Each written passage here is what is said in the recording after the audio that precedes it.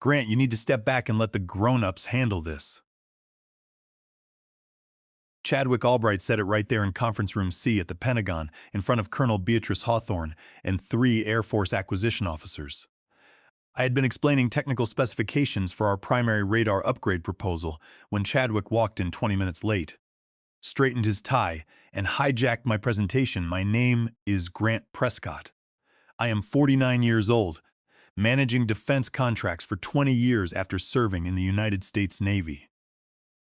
That exact moment, watching Chadwick dismiss me like an assistant in front of military leaders I worked with for nearly a decade, was when I knew everything had to change. I joined Henderson Defense Solutions right after active naval duty.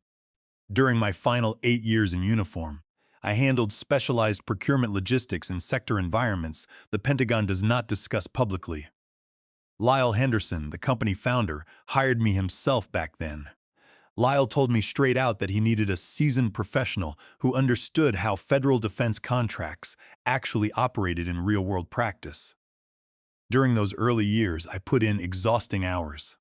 I traveled to defense trade expos in Washington, held technical review sessions at Wright-Patterson Air Force Base, and took calls at 5 o'clock in the morning because Aberdeen Proving Ground needed clarification on tactical specifications. I learned which federal procurement officers had been sitting in those offices since the Clinton administration and which were rotating on brief assignments. More importantly, I learned which individuals actually made critical strategic decisions and which ones simply processed paperwork. My security status is top secret with sensitive compartmented information access, known in defense contracting as TS/SCI. It required 3 full years of background checks, financial disclosures, and personal references to secure. That specific clearance level cannot be transferred, rushed, or purchased with corporate funds, no matter how much capital a firm throws at the government clearance bureaucracy. Chadwick did not possess any security clearance whatsoever.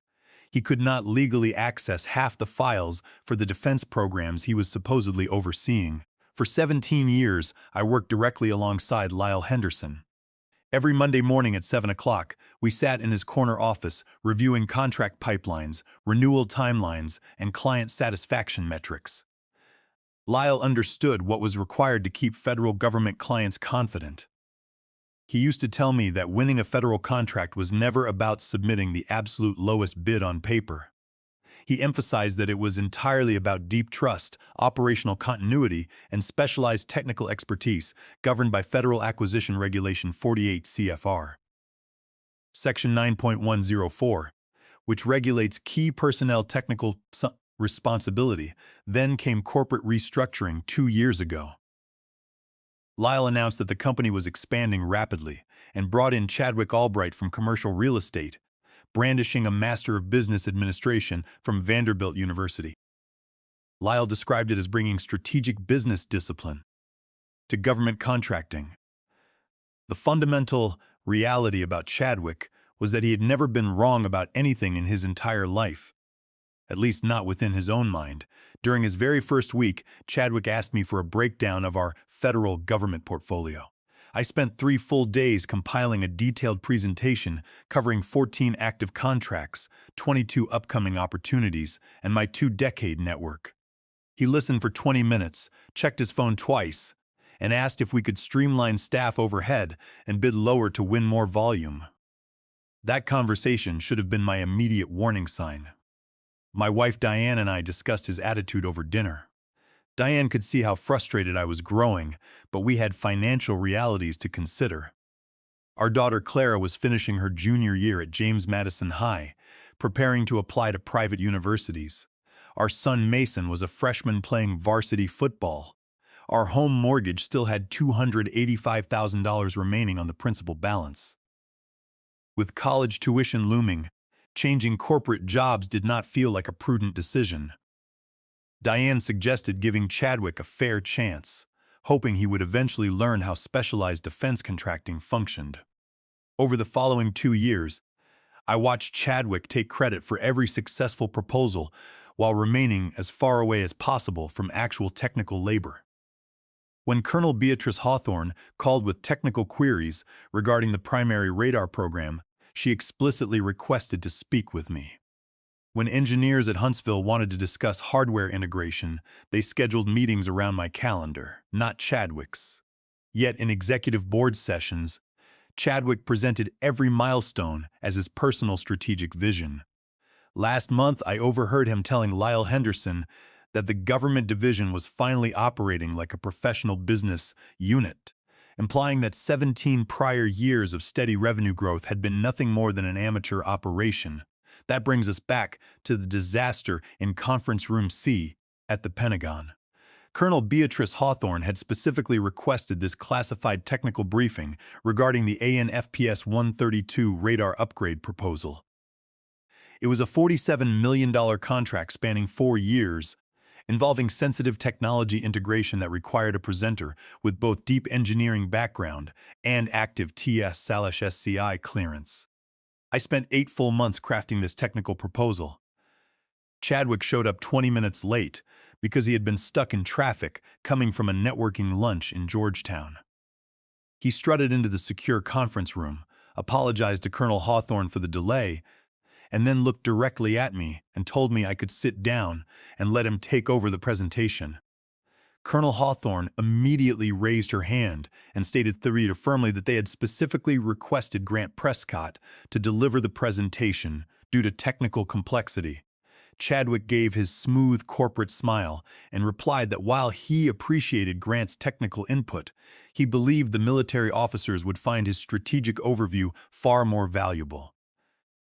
Colonel Hawthorne asked Chadwick directly if his security clearance permitted him to discuss classified components. When Chadwick admitted he had no clearance, Colonel Hawthorne stated bluntly that I needed to continue the presentation. That was the exact moment Chadwick uttered those disrespectful words in front of the entire military panel. "Grant, you need to step back and let the grown-ups handle this." The entire conference room went completely silent. You could hear the hum of the overhead ventilation system. Colonel Hawthorne looked as though she had been personally insulted. The junior Air Force officers stared at Chadwick with complete disbelief. I maintained total composure, keeping my voice calm as I suggested that Chadwick and I step outside to discuss administrative matters. Chadwick smugly replied that there was no need, asserting he was confident the colonel understood managing technical personnel. Colonel Hawthorne stood up and announced the meeting was officially adjourned. She looked directly at me and requested that I call her private office line as soon as I was prepared to discuss technical specifications without external interference. After the military officers departed, Chadwick attempted to spin the outcome, claiming he had successfully asserted corporate authority. I silently packed my laptop into my leather briefcase and walked straight out of the Pentagon building. That evening, Diane found me standing in the garage organizing my woodworking tools, which has always been my way of processing heavy workplace stress. She pulled up a wooden workbench stool and sat down beside me in quiet support, watching as I rubbed down a hand plane with oil. She asked how bad the day had truly been. I explained that Chadwick had publicly declared in front of Colonel Hawthorne that I was merely a technical worker who required careful managerial supervision. Deanne knew Colonel Beatrice Hawthorne personally. We had hosted the colonel and her husband at our family backyard barbecues over the years. Military personnel maintained strong bonds of mutual respect, and Beatrice Hawthorne was as professional as they came. Diane asked what the colonel had done in response to Chadwick's disrespect. I told her that Colonel Hawthorne terminated the briefing immediately and asked me to phone her directly on her private line. Diane advised me to make that call without hesitation, reminding me that people who built their careers on real competence always recognized hollow arrogance. I called Colonel Hawthorne early the next morning from my truck before heading into the office. She was characteristic of her military background, direct, sharp, and entirely transparent. She asked me straight out whether corporate leadership at Henderson Defense Solutions understood what was actually required to execute a $47 million classified defense contract. She questioned whether Chadwick Albright realized that federal defense acquisition was not a commercial real estate deal. reminding me that classified systems integration required strict regulatory compliance under federal acquisition regulation guidelines. She stated clearly that if corporate management lacked this understanding, the Air Force needed to evaluate its contracting options immediately. I tried to craft a diplomatic response, explaining that Chadwick brought a different commercial perspective to corporate operations. Colonel Hawthorne interrupted me gently, reminding me that we had worked together for 8 years. She asked me directly whether Chadwick was capable of managing the project. The honest answer was an absolute no. Chadwick lacked technical foundation, possessed no security clearance, could not navigate federal procurement regulations under Title 10 of the United States Code, and possessed zero understanding of defense operations. Admitting that out loud felt like betraying the company I had helped build for 2 decades. So I simply stated that I would ensure technical execution remained flawless. Colonel Hawthorne noted my hesitation and told me that was not what she had asked. 3 days later, Chadwick convened a mandatory division meeting to announce relationship management optimization. He informed the engineering staff that client communications muster-notices must be routed through his executive office first to ensure strategic alignment. I raised my hand in front of the assembled team and pointed out that Colonel Hawthorne and program leads explicitly required direct technical communication with qualified key personnel under federal compliance rules. Chadwick dismissed my point immediately, claiming legacy habits needed modernization and asserting client interactions were business relationships, not personal friendships. That afternoon, I received a phone call from Julian Cross, Chief Executive Officer of Pinnacle Defense Group, our primary rival in defense contracting. Julian and I had conversed at a defense logistics conference 6 months prior. He got straight to the point on the call, informing me their senior partner had retired and they required an immediate leader capable of running their entire government contract portfolio. He offered a full equity partnership track, a signing bonus, a 60% increase in base salary, and absolute operational authority over the defense division, reporting directly to him.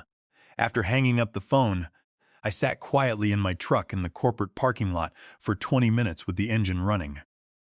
I thought about Clara's college tuition applications, Mason's athletic aspirations, and the humiliating fact that Chadwick had spent his morning explaining to brilliant engineers how he planned to restructure relationships I had spent 2 decades cultivating. That night, after the kids had gone to bed, Diane and I sat on the back patio with warm mugs of tea. I laid out every detail of Julian's offer. Diane listened attentively before asking what my heart wanted to do. I confessed that walking away from 20 years of history felt overwhelming. Diane gently reminded me that those 20 years had earned me immense professional respect that Chadwick was actively trying to destroy. She pointed out that Clara's college costs would be substantial, and that if Henderson Defense no longer valued my expertise, it was time to move where that expertise was respected. The ultimate breaking point occurred the following Monday morning. Chadwick scheduled an executive board session with Lyle Henderson to present 30 slides detailing how he planned to centralize client management under his office and hire external management consultants. Lyle Henderson sat at the head of the conference table, nodding approvingly. Lyle asked for my assessment of the proposal. I looked at Chadwick sitting smugly beside his laptop projector, completely oblivious to operational realities. I turned to Lyle and asked if he understood why Colonel Hawthorne specifically demanded my personal involvement on technical briefings. Lyle replied that it was because I was exceptional at my job. I explained to Lyle that over 8 years, I had learned precisely how Colonel Hawthorne evaluated risk, what specific documentation metrics she required, and how her office managed program contingencies. I emphasized that when she called with an urgent technical inquiry, I could provide an immediate authoritative answer because I held the security clearance and technical knowledge. I told Lyle that this was not something that could be written into an administrative manual or managed by outside consultants. Chadwick immediately interjected, arguing individual preferences could easily be standardized into corporate protocols.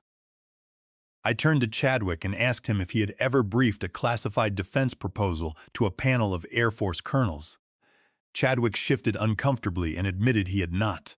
I asked him if he had ever sat in a sensitive compartmented information facility for 12 consecutive hours, working through complex radar algorithms with military inspectors who possessed legal authority to terminate a program with a single phone call. Chadwick raised his voice, asserting he did not need hands-on technical experience to exercise strategic executive oversight. I looked him dead in the eye and told him that in federal defense contracting, hands-on experience was the only thing that mattered. The conference room became deathly quiet. Lyle looked visibly startled. Chadwick's face flushed red with anger as he accused me of resisting modern leadership techniques. I replied that I was resisting the dangerous delusion that 2 decades of specialized technical capability and clearance could be replaced by administrative buzzwords. That was when Chadwick delivered the final, arrogant statement that sealed the fate of the entire company. Grant, let's be honest here. Government contracting isn't rocket science. Anyone with basic business skills can manage these relationships. You're not some irreplaceable genius. The silence stretched across the room for 10 long seconds. Lyle looked back and forth between us, sensing that a line had been crossed. Chadwick stared at me with a smirk, believing he had delivered a knockout blow. I looked Chadwick straight in the eye, gave a quiet, firm nod, and said, "You are right. Let us find out." I walked out of the executive conference room, took the elevator down to the ground floor, and walked straight to my truck. I dialed Julian Cross's direct line before I even put the key in the ignition.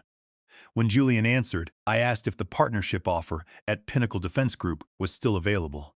Julian responded instantly that the offer was open and asked when I could begin. I told him I would be ready the following Monday. He asked me to submit my formal resignation by Friday and assured me the partnership contracts would be prepared for signature. That evening, I drafted my official resignation letter on my home computer. It was short, precise, and contained exactly 2 sentences. Effective immediately, I am resigning from my position at Henderson Defense Solutions. Thank you for the opportunities provided during my tenure. I printed the letter, signed it in blue ink, and placed it inside my briefcase. On Friday morning at 9 o'clock, I walked into Lyle Henderson's office and placed the envelope on his desk. Lyle looked up from his computer, saw the formal paper, and his face turned pale. He asked what this meant. I told him calmly that Chadwick was correct in his assessment that I was not an irreplaceable genius, so the firm should have no difficulty replacing me on the radar upgrade contract, the Aberdeen facility renewal, or the upcoming Huntsville program. Lyle stood up from his desk in visible panic, begging me to sit down so we could discuss terms. He offered to review my compensation structure immediately. I informed him, respectfully, that I had accepted an executive partnership with Pinnacle Defense Group, where management understood the true value of specialized technical expertise and cleared personnel. While Chadwick was out enjoying a 2-hour corporate lunch, I spent 45 minutes packing 20 years of personal history from my office. 3 large cardboard boxes were filled with my personal reference books, historical engineering notebooks, award plaques, and personal contact directories.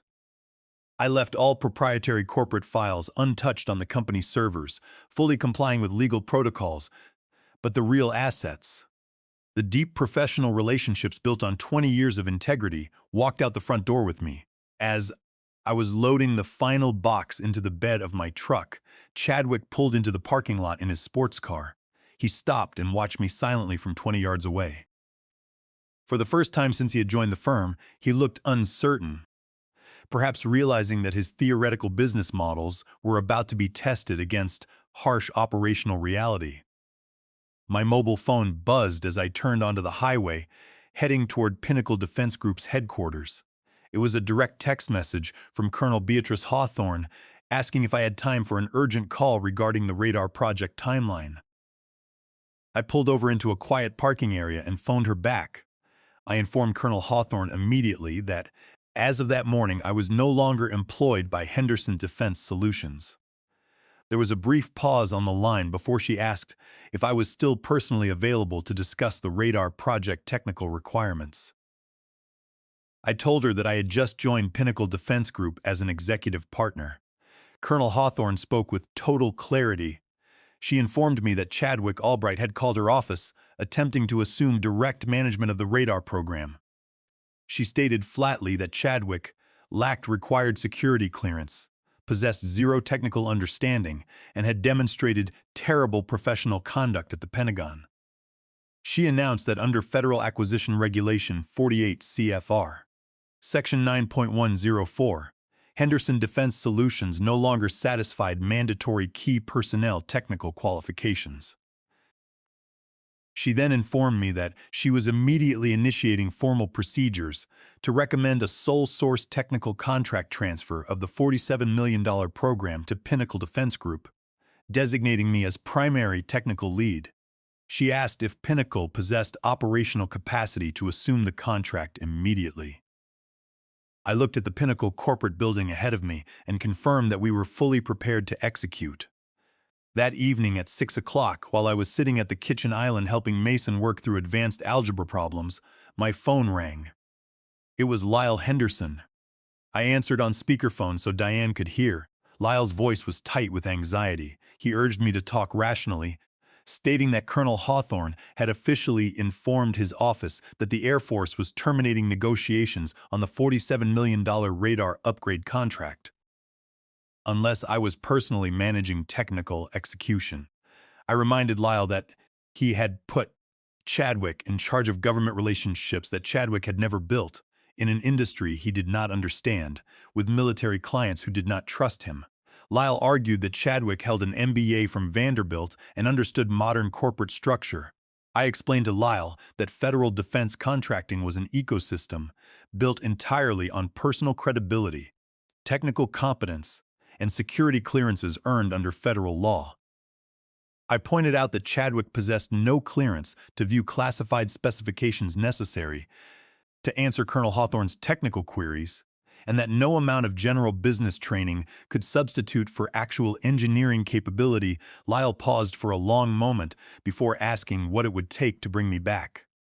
I told him quietly that this was not about money or ego. It was about basic competence. I reminded him that Chadwick had spent 2 years taking credit for labor he never performed, while devaluing the person who executed the work. I hung up the phone and returned to helping Mason with his algebra homework. The following Monday morning marked the beginning of a total financial collapse for Henderson Defense Solutions. At 8 o'clock, Major Helen Rodriguez from Aberdeen Proving Ground formally issued a notice terminating their $18 million testing facility upgrade project. At 10 o'clock, procurement officers at Huntsville suspended the negotiations on a radar calibration program valued at $12 million annually. By noon, officials at Wright-Patterson Air Force Base canceled preliminary discussions regarding a new aerospace research initiative valued at $25 million. In less than 48 hours, Henderson Defense Solutions lost $77 million in active and pending defense contracts. Every single cancellation letter cited the exact same justification: loss of qualified key personnel required under federal procurement standards. Julian Cross called me into his corner office at Pinnacle Defense Group. At 2 o'clock that afternoon, he showed me official defense procurement notices forwarded to our corporate office. He asked if I had anticipated that client response would be this swift and decisive. I explained to Julian that Chadwick had convinced himself defense acquisition was merely administrative paperwork and pricing bids. He had failed to comprehend that military acquisition leaders place paramount value on operational trust and proven technical leadership.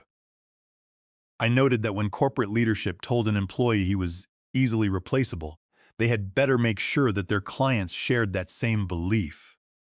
Julian smiled and observed that Henderson Defense had just lost $77 million in contract value because one arrogant manager believed he could disrespect the person who built the business. By 3 o'clock, my personal phone contained 23 missed calls from Henderson Defense corporate numbers. I stepped into Pinnacle's main conference room to return a call from Colonel Hawthorne. She confirmed that DoD acquisition officers across multiple commands had held a coordination conference call. The consensus among military leadership was absolute.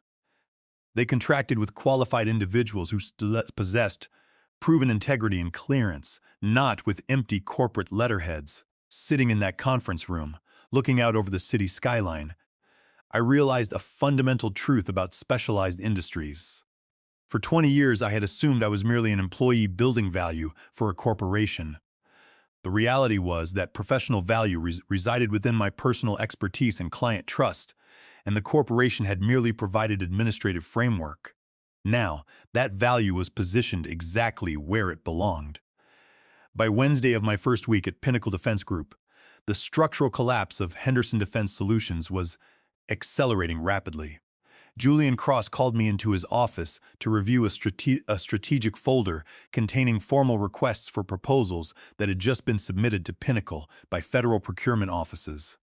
Julian explained that Pinnacle had spent years building operational capacity and advanced manufacturing infrastructure, but lacked deep personal relationships required to capture top-tier classified defense programs. With my arrival as an executive partner, Pinnacle now possessed both elite infrastructure and complete client trust. The numbers contained in new procurement submissions were extraordinary. Wright-Patterson Air Force Base formally invited Pinnacle to submit a proposal for an expanded aerospace research contract valued at $31 million over 6 years. Aberdeen Proving Ground requested that we absorb their $18 million facility upgrade project, utilizing Pinnacle's state-of-the-art manufacturing plants. Huntsville submitted documentation for 2 separate radar calibration programs that had previously been designated for Henderson. Within 5 days of my departure from Henderson Defense, Pinnacle Defense Group had received formal proposal requests for 8 major defense initiatives totaling over $94 million in program value over the next 5 years. On Friday afternoon at 4 o'clock, Chadwick Albright phoned my direct line at Pinnacle. His voice was frantic, stripped of corporate smugness. He demanded to know why I was actively destroying Henderson Defense Solutions, accusing me of orchestrating a vindictive campaign against the firm that had employed me for 2 decades. I remained completely serene as I looked out my office window. I reminded Chadwick of his exact words in the executive conference room just 2 weeks prior. I asked him why he was concerned about my departure if I was truly not an irreplaceable genius and if anyone with basic business skills could manage government-client relationships. Chadwick stuttered, attempting to argue that the corporate board of directors was holding daily emergency sessions demanding to know how $77 million in contract value had vanished in less than a week. He admitted that the board was questioning why he lacked security clearances and why he had never completed a single government contract proposal from start to finish. I advised Chadwick to tell the board the absolute truth, that he had treated specialized defense acquisition like commercial real estate, alienated key military procurement leads, and driven away primary key personnel who held required security clearances and technical expertise under federal law. Chadwick slammed the phone down without another word. An hour later, Lyle Henderson called my personal mobile phone, sounding defeated and exhausted. He offered to terminate Chadwick's employment immediately, offer me Chadwick's position as vice president of the division, grant me an equity stake in the company, and increase my base salary by 70% if I would return to Henderson Defense and save the firm. I listened respectfully to Lyle's plea. I asked him why my technical expertise and 20 years of dedication had not mattered when Chadwick was devaluing my contribution every single day. I pointed out that he had chosen to trust Chadwick's corporate theories over my proven track record, and that now he was experiencing the real-world cost of that decision. Lyle remained silent on the line, unable to offer any defense. On Monday morning of my second week, an extraordinary event occurred. Lyle Henderson called Julian Cross directly to propose an emergency corporate arrangement between Henderson Defense Solutions and Pinnacle Defense Group. Julian placed the call on speakerphone in our executive boardroom. Lyle proposed that Henderson Defense subcontract its entire government division to Pinnacle. Under his proposed structure, Pinnacle would execute all technical operations and client communications, while Henderson retained administrative oversight and collected a fee split. Julian looked across the conference table at me, raised an eyebrow, and asked Lyle what specific terms he was proposing for the revenue split. Lyle suggested a split of 70% for Pinnacle and 30% for Henderson. I leaned forward toward the speakerphone and spoke clearly. "Hello, Lyle." There was a dead silence on the line for 10 full seconds as Lyle realized I was present in the room.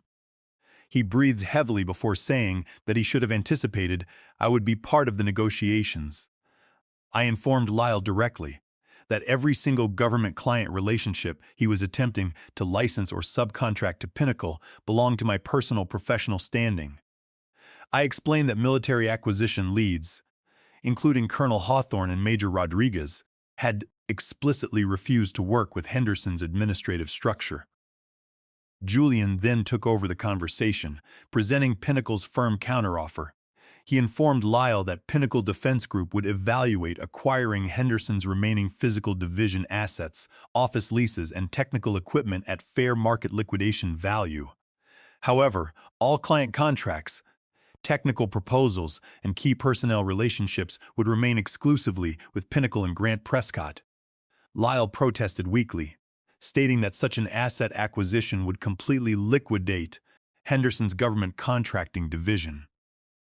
I reminded him that Chadwick Albright had already destroyed the division 2 weeks earlier when he arrogantly declared that technical expertise was easily replaceable. I reminded Lyle that the board of directors would be meeting that afternoon and suggested he explain to them that invoking buzzwords and disrespecting veteran employees had turned out to be the single most expensive mistake in the history of Henderson Defense Solutions. The emergency meeting of the Henderson Defense Solutions Board of Directors lasted 8 agonizing hours that afternoon. By 7 o'clock that evening, my former engineering colleague Calvin texted me the dramatic outcome from inside the headquarters building. The board had voted unanimously to terminate Chadwick Albright immediately for gross managerial incompetence and failure to maintain mandatory key personnel regulatory requirements under federal procurement law.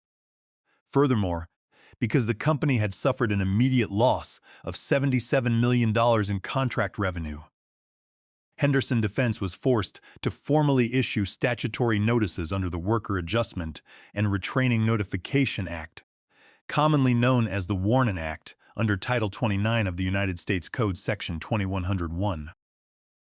Preparing for mass corporate layoffs across their administrative departments. 2 weeks later, Pinnacle Defense Group completed formal acquisition of Henderson's remaining physical government division assets at a massive discount. We brought over the entire team of talented junior engineers and administrative support personnel, who had been left stranded by Chadwick's incompetence. They received immediate salary adjustments and were integrated into Pinnacle's expanding defense division under my direct executive leadership. Calvin called me a few days later to share final details of Chadwick's fate. He revealed that Colonel Beatrice Hawthorne had filed a formal administrative report detailing Chadwick's unprofessional conduct and security breaches at the Pentagon briefing. That report had been circulated among federal procurement officers across the Department of Defense. As a direct consequence, Chadwick was officially blacklisted from participating in any federal government contracting activities nationwide. Calvin added with a chuckle that Chadwick was struggling to secure job interviews even in the commercial real estate sector. Industry news travels exceptionally fast, and every executive in the region knew he was the arrogant manager who had burned down a $77 million defense division because he erroneously believed specialized expertise could be replaced by general business theories. As I sat in my new spacious corner office on the 15th floor of Pinnacle Defense Group's headquarters, looking out at the beautiful vista of the Potomac River, I reflected on the incredible journey of the past month. Our family life had transformed remarkably. Clara received her formal acceptance letter to Virginia Tech, complete with an academic merit scholarship that recognized her hard work. Mason earned a starting spot on the varsity football team as a sophomore, excelling both on the field and in his academics. With my signing bonus and executive equity distribution from Pinnacle, Diane and I paid off the remaining $285,000 of our home mortgage 2 full years ahead of schedule. My phone chimed with an incoming email notification. It was from Colonel Beatrice Hawthorne, attaching fully executed contract documentation for the $47 million AN-FPS 132 radar upgrade program, now officially awarded to Pinnacle Defense Group, with me designated as Principal Executive Lead. She added a personal note expressing her absolute confidence in our team and stating how pleased she was to work alongside professionals who respected the serious nature of national defense. Looking at that signed document, I felt a deep sense of satisfaction. Sometimes the most profound lesson an arrogant executive can learn is that respect earned through decades of dedicated competence, technical mastery, and unyielding integrity will always outlast the fleeting authority derived from a corner office title or an expensive degree. Chadwick Albright learned that truth the hard way, losing his career and reputation in the process. As for me, after 20 years of building something truly valuable through sweat and dedication, I learned that when you walk out the door, your true worth walks right out beside you.